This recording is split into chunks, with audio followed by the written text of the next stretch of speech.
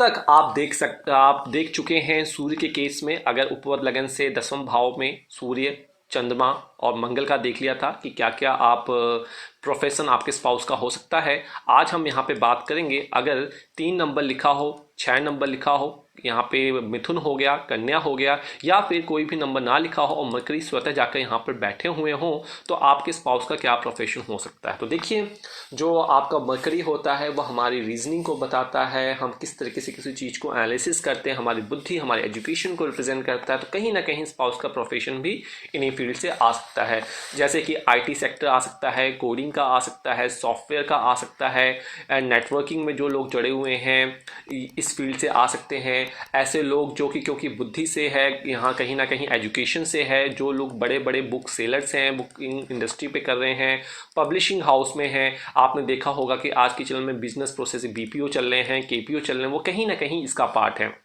साथ ही साथ जो CA होते हैं, चार्टेड अकाउंटेंट्स होते हैं, वेब डिज़ाइनिंग करते हैं, वो कहीं ना कहीं मरकरी के इसी फील्ड से आ जाते हैं। और ऐसे लोग जो बिचौलिए और प्रॉपर्टी डीलर में इंटरमीडिएटर का काम करते हैं, निगोशिएशन का काम करते हैं, वो भी आपके मरकरी के फील्ड से ही आते हैं। तो कहीं ना कहीं स्पाउस का प्रोफेशन इस फील्ड से हो सकता है।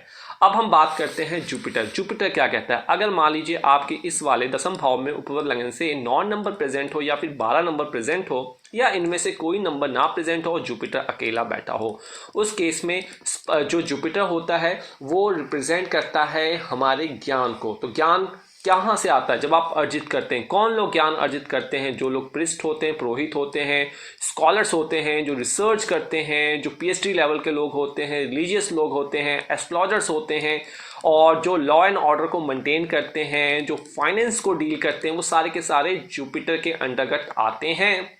कहीं ना कहीं जो हमारे मिनिस्टर्स आते हैं, जो जजेस आते हैं, लॉयर आते हैं, ये भी इसी का ही हिस्सा है। तो जो जुपिटर होता है वो हमारी नॉलेज को रिप्रेजेंट करता है, टीचर्स को रिप्रेजेंट करता है और हमारे विजडम को रिप्रेजेंट करता है। तो इन सभी फील्ड से आपका स्पाउस जो है वो आ सकता है। तो अब हम बात करेंगे कि अगर आपका वीनस प्रेजेंट हो आपके 10th हाउस में फ्रॉम उपवद लगन, या फिर वहां पे राशि नंबर 2 या 7 लिखी हो, या ये ना लिखी हो और वीनस प्रेजेंट हो किसी भी नंबर में, तो वीनस जो है वो हमारी ब्यूटी को रिप्रेजेंट करता है, हमारी इंटरटेनमेंट इंडस्ट्री को रिप्रेजेंट करता है, हमारी सेक्स को रिप्रेजेंट करता है।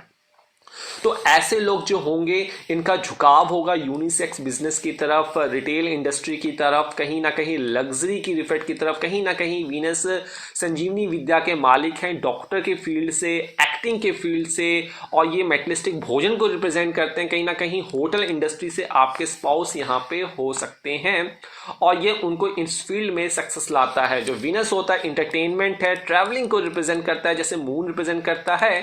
टूर एंड ट्रैवल का जो प्रोग्राम स्टार्ट करते हैं, जैसे कि मेक माई ट्रिप हो गया, या फिर इसी तरीके से आपके बहुत सारी इंडस्ट्री हो गई, इसमें कार्य करते हुए वो पाए जाएंगे। साथ ही साथ ये लोग बिजनेस के फील्ड में हो सकते हैं आपके कैरियर, जैसे कि स्टोन बेचते हो, परफ्यूम बेचते हो, ज्वेलरी शॉप हो, इनकी कार डीलिंग करते हो, बड़े बड़े ब्यूटी पार्लर चलाते हो, और आर्किटेक्ट का बिजनेस करते हो, एनिमेशन का बिजनेस करते हो। ये सारा का सारा यहाँ पे वीनस के अंतर्गत आता है। और वेल्थ जो होता है इनका अच्छा होता है। कहीं ना कहीं डिपार्टमेंट ऐसे जहाँ पे इनकम टैक्स हो गया, जो कई लोग SSC के एग्जाम क्लियर करते हैं, उन फील्ड से भी ये आपके स्पाउस यहाँ पे बनते हुए नजर आते हैं।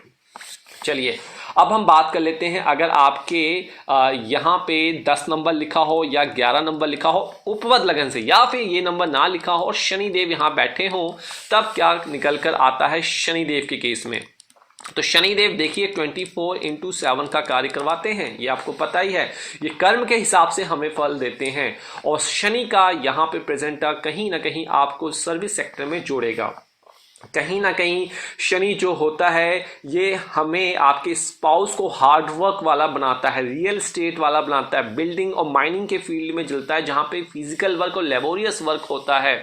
और कई लोग जो हैं वुडन का कार्य करते हैं, वो भी यहीं इसी फील्ड से आ जाते हैं। कई लोग एंशिएंट आर्कियोलॉजिस्ट होते हैं, वो भी यहीं से आते हैं। ठेकेदार जिसे हम कहते हैं, कॉन्ट्रैक्टर का जो कार्य करते हैं, फैक्ट्री में जो यूनियन लीडरशिप का कार्य करते हैं, वो भी कहीं ना कहीं यहीं से आते हैं। ऐसे लोग जो फिलॉसफी देना पसंद करते हैं, ऐसे स्पाउस आपके इस फील्ड से आ सकते हैं।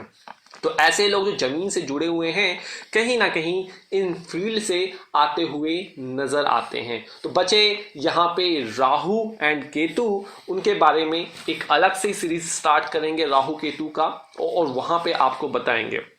अनलेस अगर मैं यहाँ पे ब्रीफिंग कर दूं, अगर राहु यहाँ पे प्रेजेंट हो तो क्या होने वाला है, किस टाइप की जॉब आ सकती है। तो देखिए राहु जो होता है मेटलिस्टिक प्लैनेट होता है, राहु काफी मेटलिस्टिक प्लैनेट है, और जो यहाँ पे राशि निकल के आ रही है इनमें से कोई भी उस चीज को और ज्यादा में इजाफा आपको कर देगा। तो नॉन कन्वेंशनल आप वहां पे करप्शन, अपनी अच्छी जॉब को आप गलत तरीके से कर सकते हैं, करप्शन जैसी चीजें आप इन्वॉल्व हो सकते हैं। परंतु राहु जो है कई बार फिजिशियंस को भी बना सकता है, आपके स्पाउस को रिसर्चर्स फील्ड में भी, क्योंकि गूढ़ विद्या के स्वामी होते हैं, मेडिसिन में भी वो उनको डाल सकता है, स्पेक्यूलेटर्स म्यूचुअल फंड में भी उनका इंटरेस्ट डाल सकता है। और Ketu on the other hand, अगर केतु प्रेजेंट होता है दसम भाव में तो जूलॉजी हो गया, प्रोग्रामिंग लैंग्वेजेस हो गया, विदेश लैंग्वेजेस हो गया, मेडिकल में, ऑकल्ट नॉलेज में, डिटेक्टिव जैसी चीजों में, और माइक्रोबायोलॉजिस्ट जैसी चीजों में वो इन्वॉल्व कर सकता है आपके स्पाउस को। तो ये ओवरऑल एनालिसिस था सभी प्लैनेट्स का, आपको समझ में आ गया होगा। उपवर लगन से दसम भाव को देखना है, और ये सारी मैंने आपको व्याख्या कर दी। जाते जाते आप हमारी इंस्टाग्राम, फेसबुक, ट्विटर को ज्वाइन कर लीजिए। 15 से 30 दिन में जवाब देने की कोशिश की जाएगी आपके लग्न चार्ट को देखकर। साथ ही साथ कोरा को भी फॉलो कर लीजिए, क्योंकि वहां पे आपको सारे नोट्स मिलेंगे। और किसी प्रकार की सहायता और कंसल्टेंसी चाहिए तो आप हमारे डिस्क्रिप्शन बॉक्स के साथ हमसे कॉन्टैक्ट कर सकते हैं। नमस्कार, जय माता दी, आज बस इतना ही।